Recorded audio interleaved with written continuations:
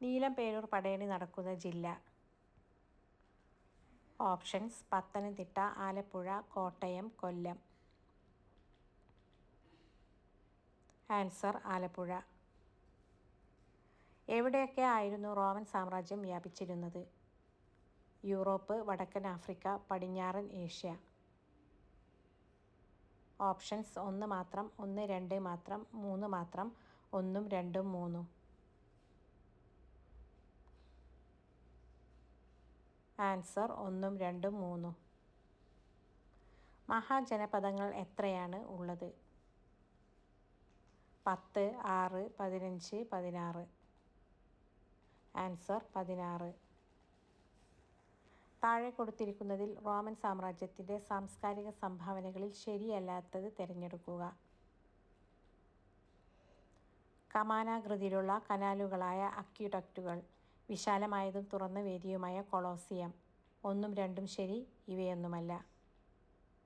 Answer: 1ഉം 2ഉം ശരി. കേരളത്തിൽ കാലവർഷം എന്നറിയപ്പെടുന്നത്? ഓപ്ഷൻസ്: വടക്ക് കിഴക്ക് മൺസൂൺ, തെക്കു പടിഞ്ഞാറൻ മൺസൂൺ, തെക്ക് കിഴക്കൻ മൺസൂൺ, വടക്കു പടിഞ്ഞാറൻ മൺസൂൺ. ആൻസർ: തെക്കു പടിഞ്ഞാറൻ മൺസൂൺ.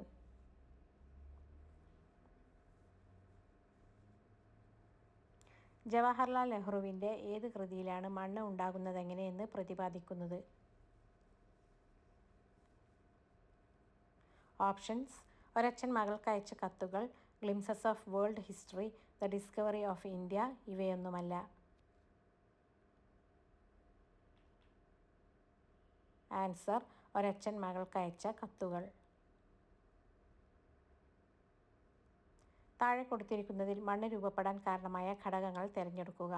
കാലാവസ്ഥ, പാറയുടെ ഘടന, കാലപ്പഴക്കം, സസ്യങ്ങളുടെയും ജന്തുക്കളുടെയും മറ്റ് സൂക്ഷ്മജീവികളുടെയും പ്രവർത്തനം. ഓപ്ഷൻസ്: 1, 2 മാത്രം, 1, 2, 4 മാത്രം, 2, 3, 4 മാത്രം, ഇവയെല്ലാം. ആൻസർ: ഇവയെല്ലാം. Thanks for watching my dear friends. Please like, share and subscribe my channel.